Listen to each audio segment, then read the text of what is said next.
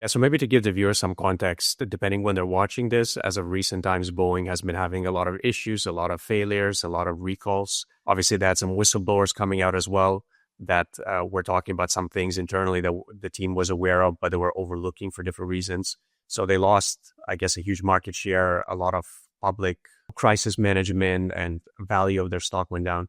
And then lately, you were mentioning that Airbus has been going through some issues as well. So maybe let's start from the beginning, how Boeing versus Airbus actually started and the whole competition.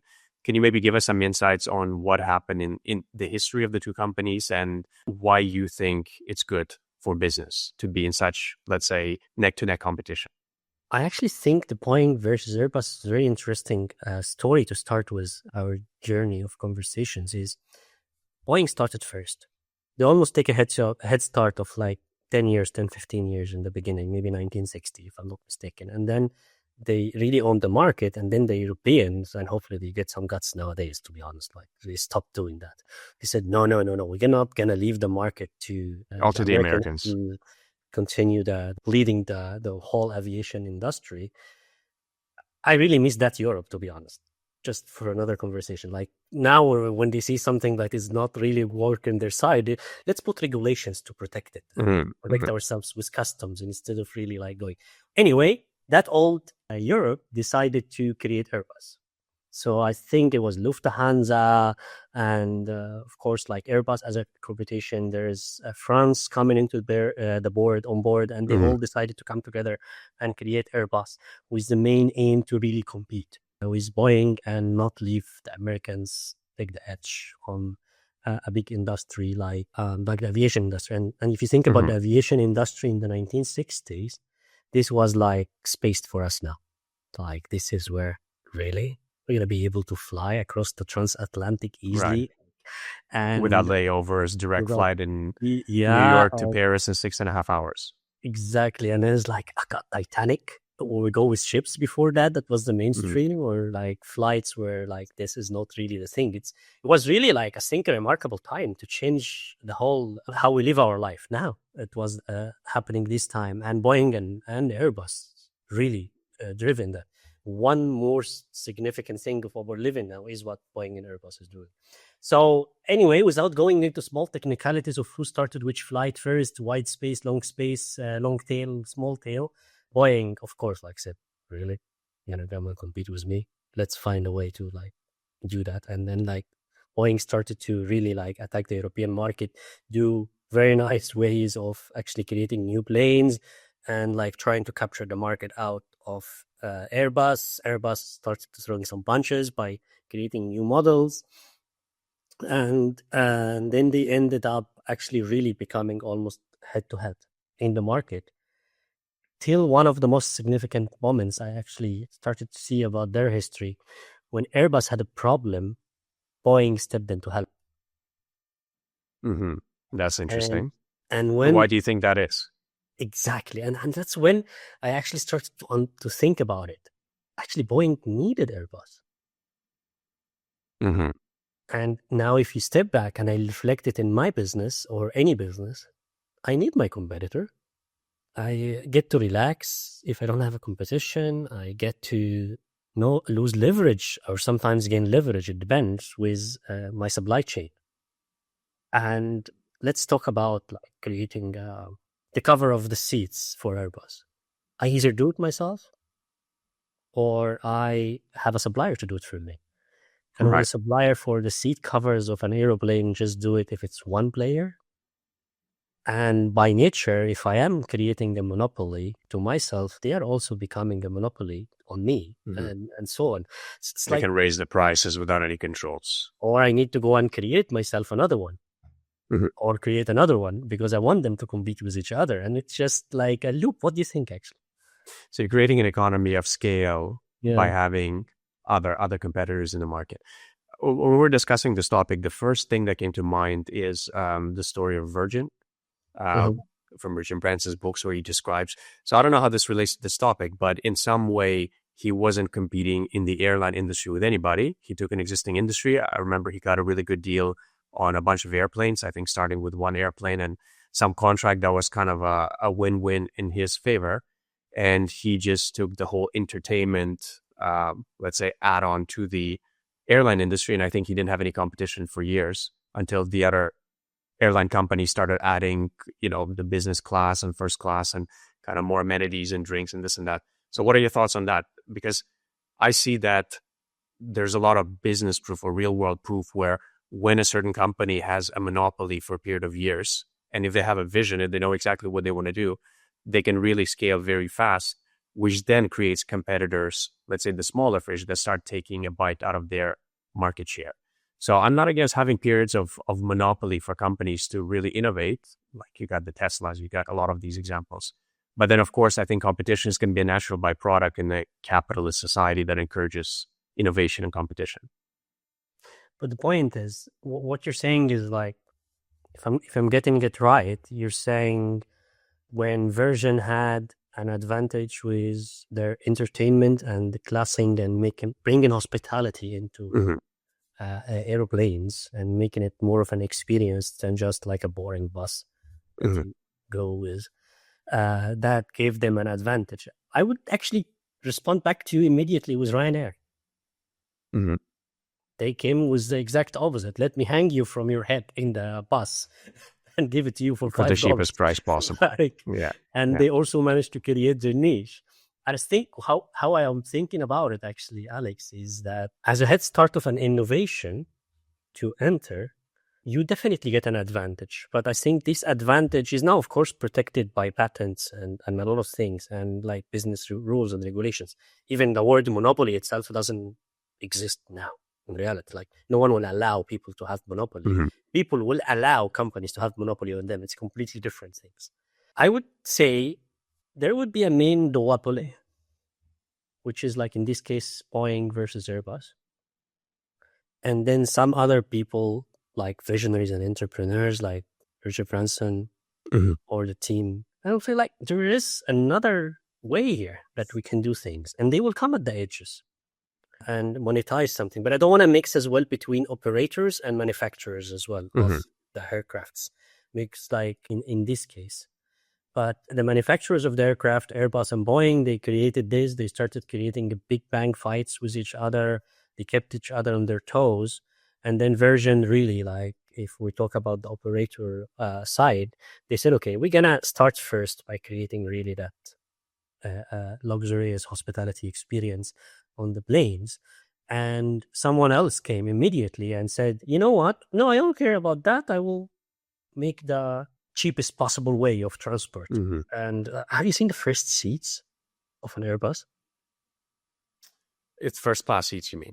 The first seats. No, the first time they had seats in the Airbus. Is it like a bench, like a stool almost? Where... Yeah, almost like. Really like they're still using in South America to travel over the Andes or something, right? Like a plane with just no belts and any of that. And it was like really sitting in a coffee shop in the street. Smoking and drinking on board? Yeah, exactly. So then Virgin came with that mind, and I think Ryanair came with that concept. And I would actually say Ryanair won on the big size of business. They brought a different approach. And Richard Branson started the same with the Virgin Airlines, but then Emirates and Qatar Airways and Etihad, they took it far. To the next level, To the next level, and they started adding layers of it. We need to research this, actually. Let's think about it later and have it to see about what Virgin versus Etihad and Emirates in the type of having entertainment on board looks like. And I think in the same time, Ryanair came on board, and with the cheap airlines, and I would say Ryanair is definitely the biggest and the most profitable from all of them. That would be my bet.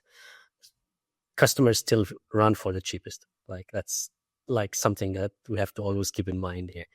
So Airbus and Boeing, they are head to head, and thinking about it, you are saying when someone takes a kind of an advantage in the beginning, that gives them, that actually triggers the market properly. I actually agree.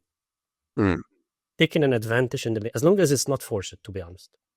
No, Virgin agree. Virgin bringing a new innovation into the aviation industry by their style. I think they took a grace period, that's for sure. But and that created the momentum, but then it created a branching out it's not necessarily taking a bigger slice of the pie. It's actually making the pie bigger, which is one of the beautiful things about capitalism in general that probably I know me and you definitely agree on. Speaking of competition as well, even if you look at communism versus capitalism, you look at North Korea and South Korea. I mean, that tells you everything there is to tell you. Yeah. So I definitely agree. I think no doubt competition is important. We need it. And maybe let's draw parallels to some industries that didn't use competition or that stagnated and stalled out. And you were discussing the US railway industry. So can you give a bit more insight on what happened? I think it may be, I would actually think that at the time where actually the railways started stepping into consolidation, it was the same time that we're talking about also the airlines started growing. So I think there was a genius at this point of time that decided to say, you know what, since airline is becoming the rivalry, let's make the railways the other rivalry. So we make railways versus airlines instead of make Alex's company versus Amir's company. And then they started coming together, consolidating, and trying to use their compete on an industry level rather than company level. Yeah, and then creating one railway network and one railway company, and let's make it one big and fight these new invaders with airlines. Who wants to fly airlines? It can feel drop in our heads and go into the making it with railways. And they ended up crashing. I don't recall anyone, I didn't even hear anyone actually thinking about going over a train in the US now. They just killed the industry. And I think that was a very significant extreme on how actually trying to consolidate can kill an industry. They killed it. And honestly, if I always say like every business decision is good decision at that point for the people who took it. We have the luxury of reflecting back on it. Mm-hmm. And I can name many actually companies like almost hanged themselves with certain decisions or industries hanged themselves with certain decisions. But if I go back, I would actually think my competition, if I'm in the shoes of the railway, would have been the car industry, the automotive. Mm-hmm. It's actually like cars became easier than on ground than going into a train and consolidating. But that argument also we can throw it out of the window if we talk about Europe. Because Europe right. has a fantastic railway ecosystem actually that is working. What do you think? I have a bit of pushback there because it's kind of comparing apples and oranges, that we're comparing the airline industry, that there's competition, which we both agree is beneficial, versus the railway industry that let's say concentrated or monopolized in the hands of the government or a group of companies. But wouldn't you agree that maybe it was inevitable that a more efficient and more economical and faster way of transportation is going to win by default over the railway industry when you're talking such long distances like LA to New York, for example? I mean, it seems like a no-brainer unless they were able to make it extremely cheap, or if they kept innovating.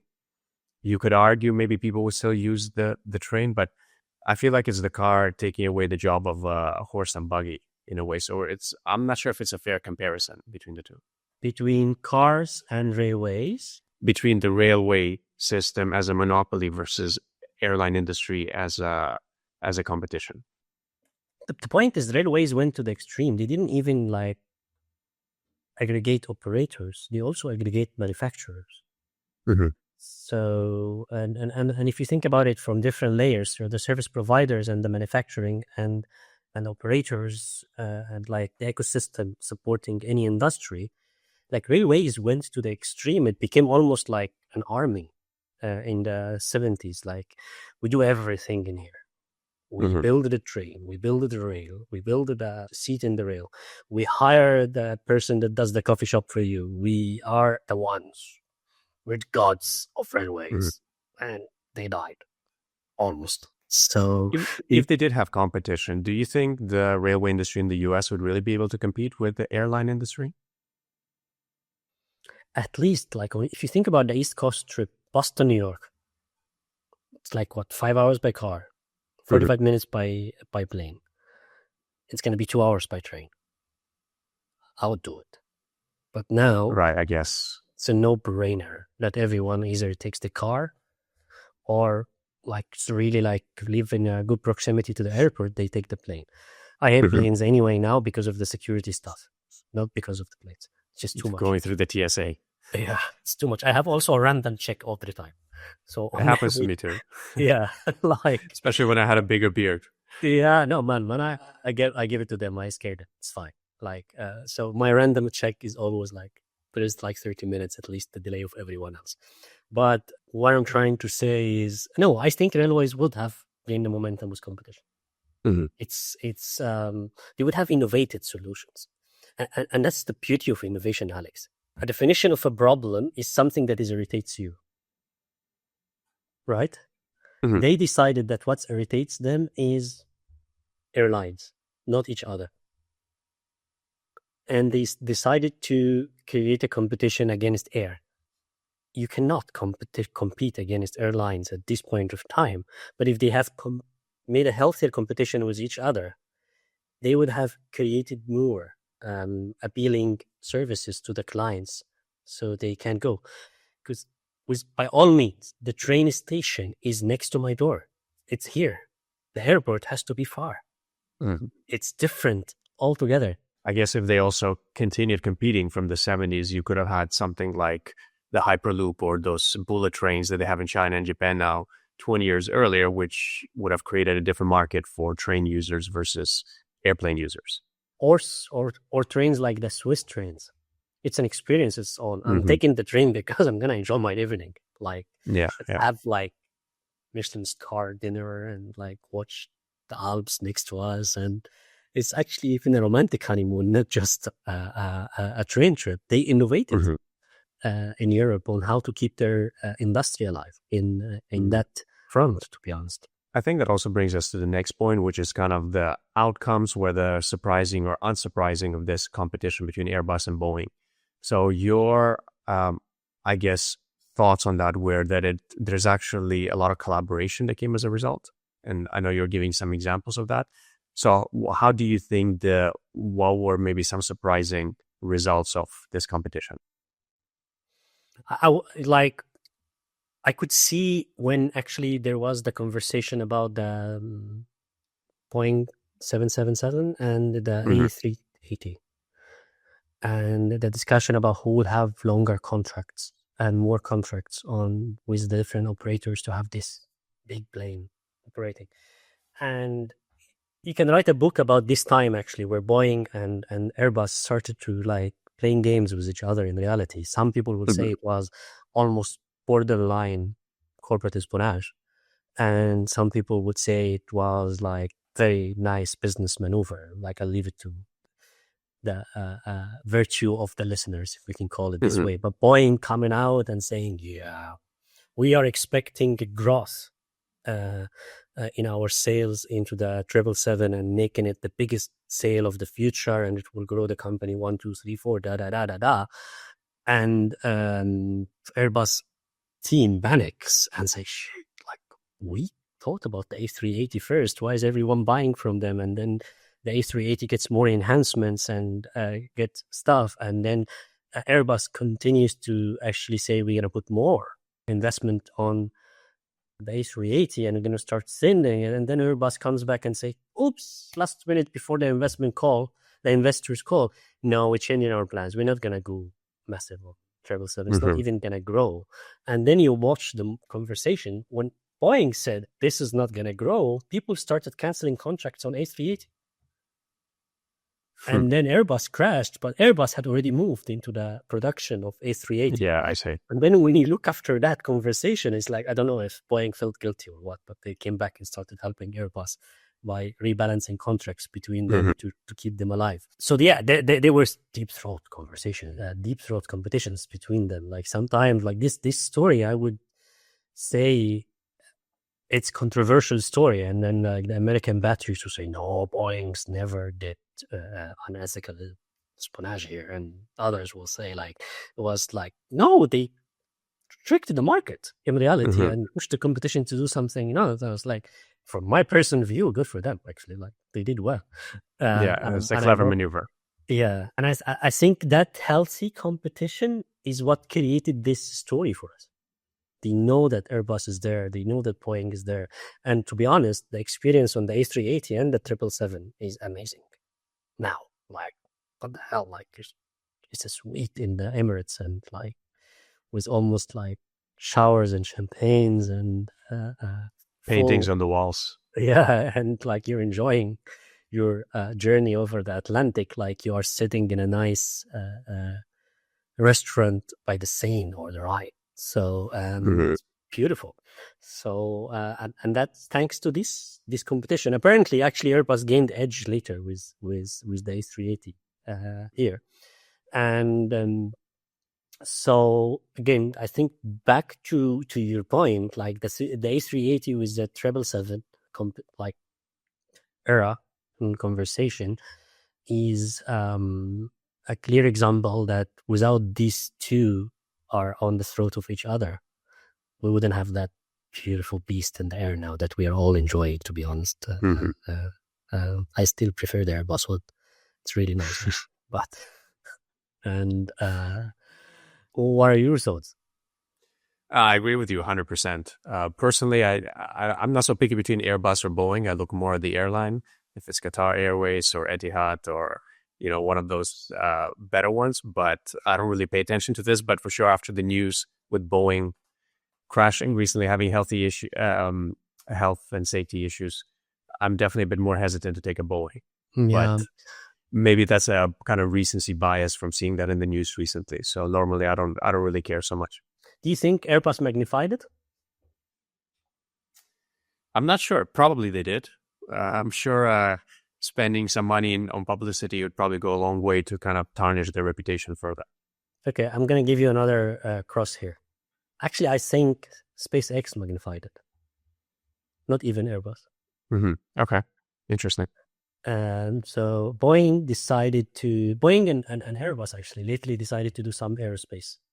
Like, let's go to space. Let's now go to the next step. It's a good evolution to their industry. So they are both stepping into the communication, and they are both trying to go to the space. So Airbus came with this beautiful beast as well that can stand stationary in the air and push not satellite. I don't know what to call it. Push non-terrestrial communication to the ground. And Boeing is actually taking the Starlink satellites or the NASA satellites to the space using that contract. And they won 50% of the contract against SpaceX. And they both were competing on how to bring shuttles up and down. Virgin have their own, by the way. Let's see what Richard failed so far. Like, it didn't even kick off. I think that contract is a bigger contract to the interest of Mr. Elon than to the interest of Airbus to magnify on Boeing. And just like, and honestly, who cares to ground 5 airlines, 5 aeroplanes versus leaving 2 astronauts on the space station because you really much more lucrative contracts as well. I think also the aeroplanes now, if we're gonna call it now, layer it and say the ground aeroplanes, the ones that we use are it's a very saturated and seasoned industry. So even when you had the issue of the plane didn't crash. The door fly, yes, but there was no incidents. They managed to land it. While in that new industry going up and down through the space, it's a big ticket. So my bet would be SpaceX are the new player coming here, and they are the ones that is magnifying Boeing issues. So you cannot really run a taxi on ground. So why do you think you can take me to the space? I think what also probably put some pressure on them is, I think Elon tweeted about it a while ago, or maybe he put it in, like he has the plans for Tesla, for SpaceX, by when he's going to colonize Mars, right? And I think one of them was with the advances of the reusable rockets. You're saying that it's the next step to basically use that for air travel from now on, right? Because you can go from LA to Sydney in 2 hours, or I think 2.5 hours, where they would basically go into orbit, stay there for a while, and then let also the rotation of the planet kind of move faster, and then land it back in Sydney, an hour 45 or 2 hours later. And they did, and the way they tried to do that as well in Africa and Sydney, I agree with you. But it's the future of mobility for sure. That's the twist that will happen. And if they let us travel. Yes. I think my feeling is that the third entrant now, if we can call it this way, if we think that together, like we just draw an imaginary world now, battle between Airbus and Boeing is actually took us to where we are now in the air transport. And now there's clearly a newer level coming up, breaking up the rules for us and taking us to the next level. And there is a significant entrant to the market, no doubt, actually, when you talk about Elon and his vision and SpaceX and what they're doing there. I think he's also like giving his uppercut into that new level of the industry and saying, okay, I'm going to take the whole air transporting to my own way and let's do it this way. And the one that is really closer to me that I want to knock out is Blue Origin. Boeing. Oh, okay. So let's just knock down Boeing, don't come there. And maybe we start seeing another story of actually railways, which is in this case aeroplanes, coming together to try to compete with the newcomer of a new industry altogether and see what they will come out of with. And I hope they don't do that, to be honest. I think either way, it's going to be hopefully a good outcome for us as the consumer. We usually get the benefits of better service, better pricing, better products. Amir, let's move on to the next point. So we want to make this practical for the viewers. There's going to be a lot of business people and leaders listening to this. What are some strategic insights people can get out of this whole story, this whole rivalry and competition? First, really say, please read it and listen about it. And there's a lot of people talking about that rivalry, and we're going to talk more about others in our future conversations here. I have not seen any growth without actually competition. I really don't recall I've seen any, unless you tell me, Amir, you lost your memory already, and let's give you one. I have not, actually. So my advice on practicality is, if you're coming into a market as a newer person, as an disturber to the market, then use the incumbent as your competitor and try to be solving their problem, and that creates an advantage for you. If you are already in a market and you have a competitor for you, then I'll make sure I keep them healthy, because they are keeping me and my organization in tows. Like Lyft, Uber. Uber came to the market first. The natural competition of Uber was taxi. But then when Uber came to the market, then Lyft came to the market. And I would claim that Uber is better by having Lyft. Please focus on making sure that your competitor exists. Let them help you innovate. That would be my really second thought here. What else you have in mind? So deeper on this point, one scenario you haven't covered is if I am an innovator and my product is basically got almost a monopoly level market share. I know competition is important. I don't want to get too comfortable. What can I do to create a false sense of competition? Or, it doesn't seem like a very smart decision to purposely fund potential competitors and create. So how do you stay competitive? Do you do it internally within teams as an intra-competition rather than inter-competition? Or what would be your mindset behind that? I only imagine what would be my competitor looking like and create it. So you would create another brand, competitive product for yourself that you also control, or that would maybe be structured differently in a corporate way that is run independently, but it's part of the same branch. Let's run the scenario together. I have You're Google in 2005. Yeah. I'm Google in 2005. I would create Vimeo. Myself, and give it a different twist. Because listen, every organization, what we do, I hope they do. Like, one of the things you really should do is do a clear SWOT for your industry. You do a clear porter you do a clear SWOT for your business, and you do a clear porter analysis for your industry. You should do that sincerely, not a mediocre, like check-in box. Not wishful thinking, Yeah, sincerely, at least once every 3 years, if not yearly. I do it yearly. Once you do that, you will know your weakness if you have done an honest SWOT. And of course, in many scenarios, if I try to tackle my weaknesses because there is no real threat at this point of time from the T of the SWOT, I'm also wasting resources Like, and everyone wants to grow, right? Like, why? It's on a roll. I'm growing. At this point of time, I will create a small experiment unit and let that experiment unit be my weakness multiplied by my threat. Consider that market niche and let it grow there.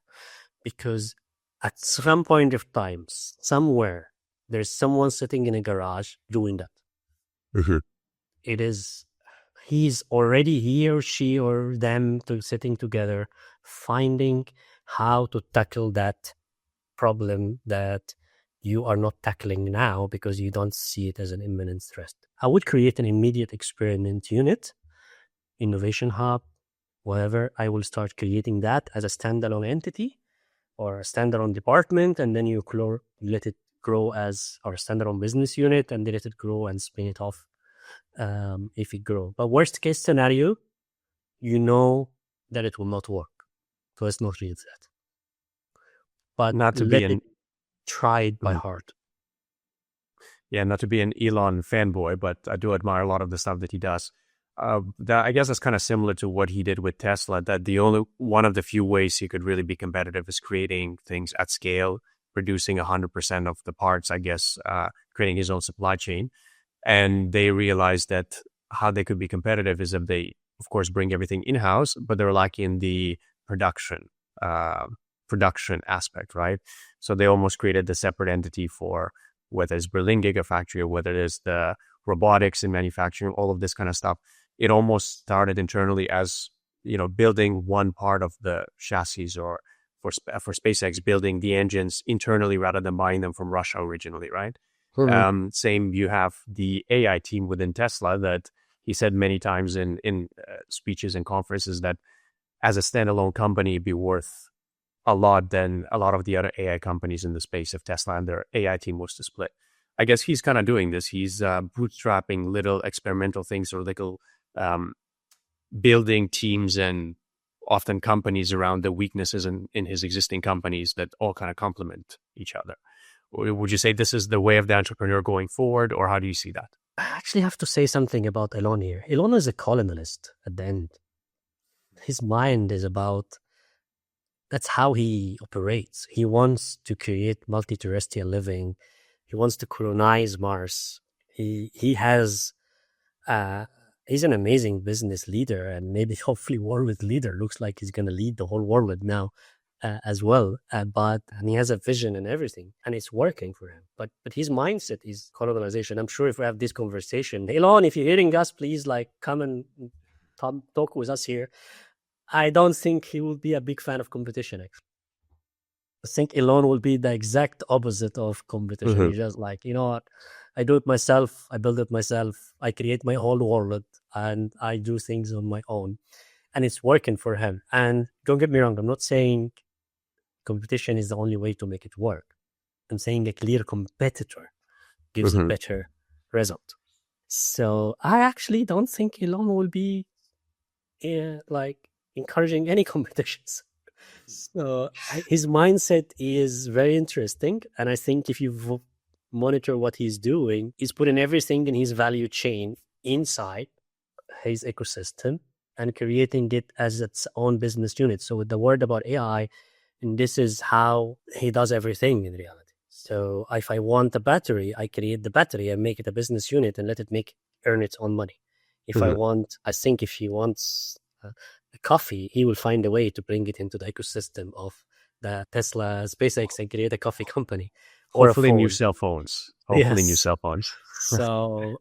if I need worker, I'm going to ship them out and make them my people. But I think, by the way, he's doing the Neuralink, even building the ecosystem to, because like one of the biggest problems of going through space is hormonal imbalance. And if I want to do that, I see. That's an interesting spin on it. Using that to, interesting. I haven't thought about that. It's not like really done for that angle. That's my feeling. Is actually he has an eye on the vision, and sure they did their own real analysis on every pro and con, on every analysis on what are the pieces that we need to bring together to have a multi-terrestrial living. And with that, actually, one small significant part is hormonal analysis Mm-hmm. and controlling of your hormones. Happen to it that let's try to play with the hormones. There's someone playing with it called Neuralink. Let's buy them up and let's then use it for making its own money as his usual philosophy, and also make it part of our ecosystem to go to live in Mars in 100 years. Mm-hmm. So Interesting. no, Yeah, I haven't I thought don't about that think angle. Elon will encourage any competition. That's not his style, actually. Maybe to finish off, you spent decades in the telecom industry, a lot of great stories, a lot of experience. So you had some personal experience with this kind of topic, competition versus monopoly. Can you share that story? I would say in situations I was like running a strong number 2, and in situations I was running a strong number 1. Mm-hmm. And situations we were actually marginal number 1. And I would say the best performance that we've been doing it as a team was when it is a marginal number 1. Neck to neck. Yeah. It's honestly, even if you think about it from far, watching a game between Manchester City, Manchester United, or Liverpool and Real Madrid is completely different if watching a game that your team won 10-0.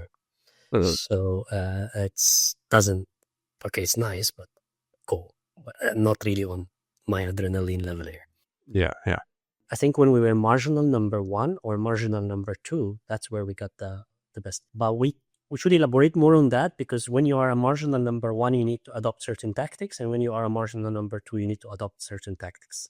When you're a marginal number 1, your competitor should be trying to create an innovative product to try to eat from your market share and claim a number 1.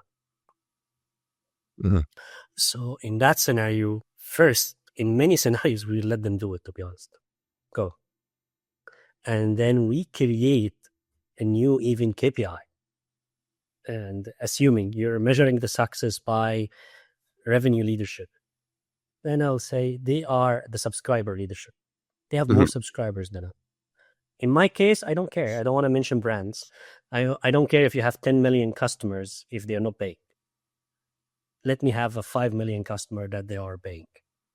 So I keep them with me, but we play the game and we even promote it on their behalf that they are a number 1 subscriber operator in that place. So they feel that they are in the game, and we let them do it some bit of time. But our eyes are always on the ball when we need to respond, to make sure that we're keeping really what matters to us, which is in this case, in that market, was revenue market share. But in other situations, you might want a subscriber market share because you have a different plan to actually take these subscribers all in, and you need to monetize them afterwards as part of your strategy. And this one, you really blindsided your operator, because when you were your competitor, because you were having, and that's what you do when you're number 2 in this case. You be discreet, keep your plans as a marginal number 2, and then you start actually capturing market share, but you must have near to your chest, okay, I have these 10 million subscribers now to my app. What I'm going to do with it when I have it. If I don't have that, I'm going to think about it then. Yeah, tricky, because you're losing. And you're going to continue losing. And losing on 1 million is not as losing as 10 million. So tactics would change, but I think we need to elaborate more on this on the future. But to summarize this, if you are in a position where you are a close number 1 or a position where you are a close number 2, that's where you should put your team on their toes. They are on their toes anyway. And that's where I think you will both create a maximum value for your organization. Any place where we were like a convenient one, you always see that it is actually your team is complacent, is relaxed, is working from 8 to 2, and the vision declines, and you need to create something around this.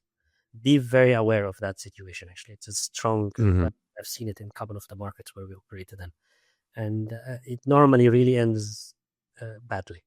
You mentioned briefly is that in one of the situations you basically let them take the lead, but then you reframe the rules of the game in your favor, right? Let's say if revenue is your number one target, you let them surpass you, but then you reframe it that I can actually go for a lower number of subscribers, but I'm going to charge them more. It's going to be premium. I'm going to make more money if that's my key KPI.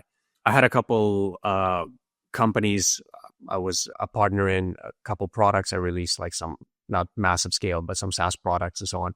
And our industry was very competitive. It was back in Sydney, back in Australia. So I noticed I would keep an eye on competition, but I wouldn't try to play their game. I would try to get a different group of customers that I actually want as my ideal customers. I didn't want to deal with the headache people and go for, let's say, mass scale and large numbers, but I wanted to charge more, go for a lower number of, let's say, clients.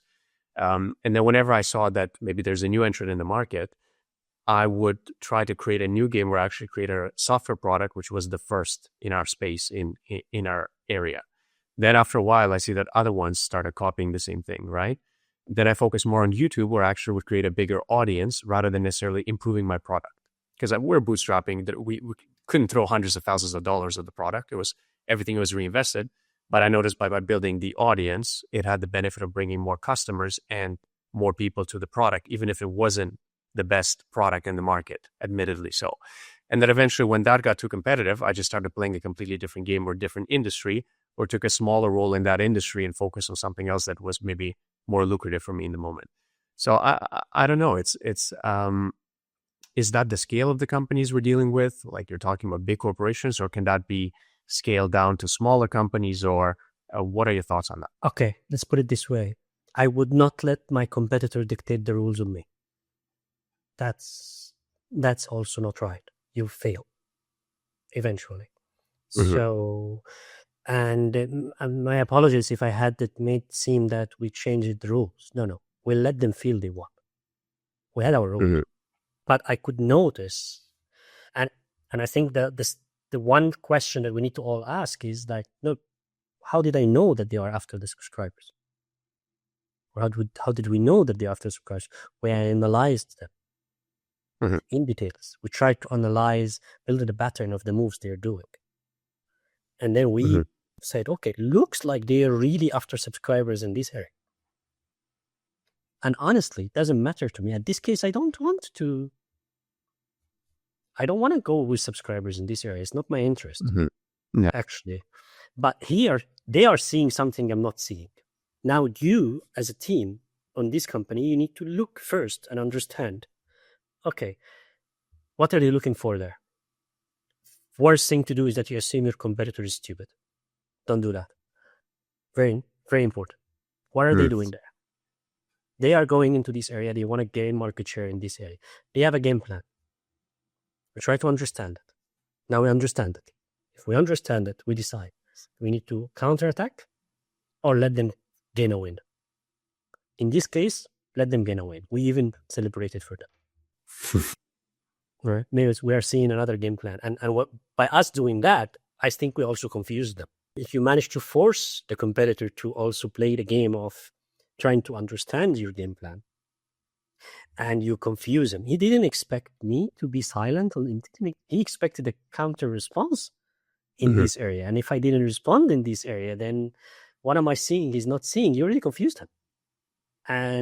But no, never do that you actually copy or respond with a copy to a competitor or withdraw from a competition unless that's your game plan. Mm-hmm.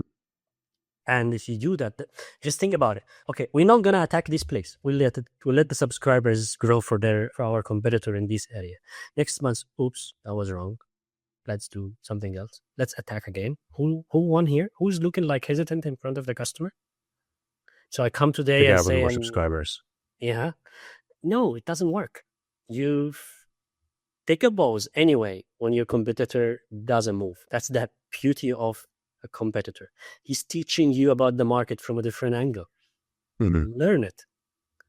Now add it to your inputs and then decide. But don't decide on a abrupt move. Like decide. Okay, that's what we're going to do now. It's incorporated in our plan. It doesn't look like an imminent threat to our position in the market or not going to change our plans. Or they were ahead of us. Mm-hmm. in an innovation or discovering a market opportunity that we don't know about it.